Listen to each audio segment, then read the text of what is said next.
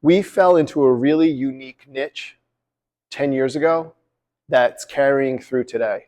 And I'm going to give a little bit of a history of the gym, and I'm trying to do this in about 7 to 8 minutes, and also provide a little bit of insight and education into this unique niche, and that is training the pregnant client.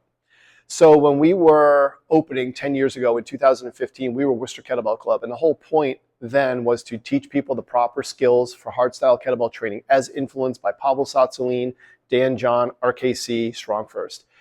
Our whole mindset at that time was, hey, if we can do this really well, we can teach people proper skills, which leads to great technique, which leads to strength. Strength in turn leads to resilience outside of the gym, and that ultimately has a person that is very confident. And that was our whole plan. We had nothing envisioned with a special niche beyond that.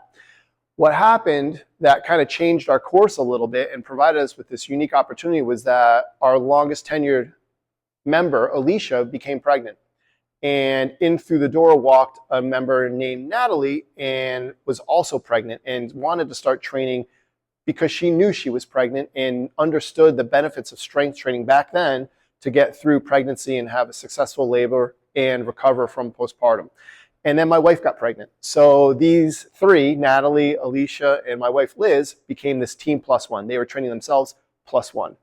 And so I had to dive, as being the only coach at that point in time, into the resources available. And it was a process filtering out what was good and what was not good, and what was kind of like myth and what was science and research-based training for the pregnant woman. And over the years, we've modified a little bit, but I think that we were very fortunate to have great medical professionals in our corner that were willing to communicate with us what they understood and knew, as well as doing some really good research on our own, to having a niche now where we've trained about 30 women over 10 years through pregnancy. Alicia just went through her 4th pregnancy with us, which is amazing. And by the end of next year already, we'll have trained 32 women through pregnancy, which is an amazing experience. I'm very grateful for the opportunities and to have been a part of these fitness journeys for these women that are now mothers or going to be mothers for the first time. And so I want to explain a little bit about what we've learned as we've gone through 10 years of training women through pregnancy. And the first is that when they get into that first trimester, there is a major suck of energy. They are wiped out. There's so many hormonal and physiological changes happening within the body, and we have to account for that. And the biggest thing that we recognize is the strength doesn't necessarily decrease, but their aerobic capacity does. And we have to be mindful of that. So they're coming in and we're trying to encourage and reinforce that, hey, being consistent with your strength training or your fitness routine is really important. And if you're not dealing with morning sickness and you feel okay to come in, just get through the warm-up. And the warm-up leads to the strength section. But when we get to that conditioning section, that's where we have to really dial it back. So having modifications ready for that first trimester woman was really a learning experience for each person, but also really important in making sure we're not burying them. I mean, that's like the worst thing you could possibly do is bury your newly pregnant client from their training. It's also a great opportunity in the first trimester to really focus on core training. We want to work on anti-extension drills, anti-rotation drills, anti-flexion drills, building a strong core and building a strong pelvic floor at the same time. But again, the main priority at this point is dialing back the conditioning because the aerobic capacity needs to be reduced due to the shifts in the body. When we get to the second trimester, or when they get to the second trimester, we can start to ramp up a little bit. I say that with a little bit of a pause. Energy is back, so they're feeling better. And because of that, we have to be mindful of what we're coaching them or how we're coaching them. Diastasis recti is a really big concern at the second trimester, where it's a splitting of the abdominal wall. So we need to make sure that we're not coaching them to brace hard in core exercises.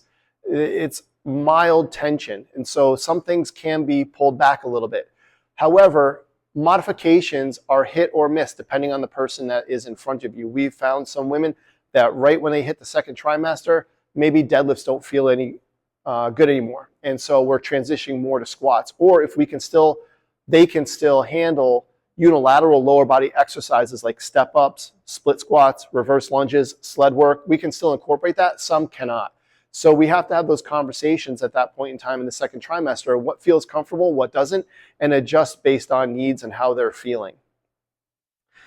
So again, second trimester is where the modifications start, but we're still trying to promote consistency. Coming into the gym, there's the benefits of resistance training for fat loss and strength are really important at this part, and we want them to maintain their fitness levels. That is the number one priority through that second trimester. When we get into the third trimester, a lot of changes are happening. By this point in time, you can tell that they're showing, and they are ready, usually at 36 weeks, to be done. Excuse me. So modifications at this point are really important. Usually unilateral exercises don't feel as good, so we're going to more bilateral lower body exercises, squats and deadlifts, again, on what feels best for the person that's in front of you. It's really important to reduce loading and intensity. We're not trying to break records here. We're trying to stay healthy, stay safe, maintain fitness, dialing things back a little bit. Cool downs are really helpful at this point. We're trying to tone the body down, but also get into positions where we can get into maybe a wider stance child pose where they're reaching overhead and are really opening up their hips and taking some big breaths and getting ready for that labor experience. And even drills like cat-cow, going to some spinal extension and flexion are helpful as a cool down. That being said, it is still noticed, even though we are recommending a reduction in load or weight used and intensity, it's still important to continue vigorous exercise activity to help reinforce a timely labor and not a premature labor. Listening to the body at this point is the most important. So having conversations with our members has been a critical part of getting them to their pregnancy safely. So activities like walking can be helpful if the gym doesn't feel good anymore. So just encouraging that fitness upkeep and consistency at the third trimester is just as important as it was through all of their previous trimesters. So in summary, what I wanted to express is that while you're pregnant and going through that training or fitness journey, it's important to stay active. You can continue to train. There's a lot of misinformation out there, and what you need to do is make modifications and listen to the body. Again, we can't convey enough the importance of consistency as we go through the training experience. The most fascinating part of all of this is we had, I would say, at least 15 to 20 times a member that was pregnant and due date was approaching come in on a Friday and then Saturday or Sunday deliver the baby, which is just an awesome story to hear from them. Like, I can't believe I was here the day before I gave birth.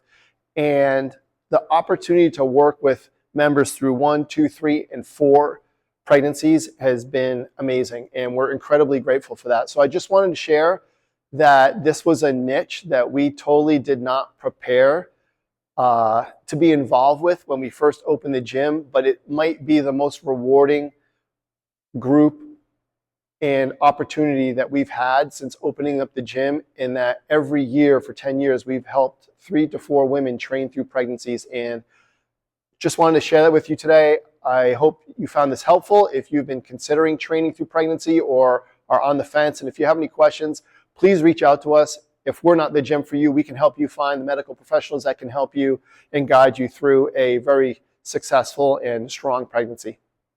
Thanks.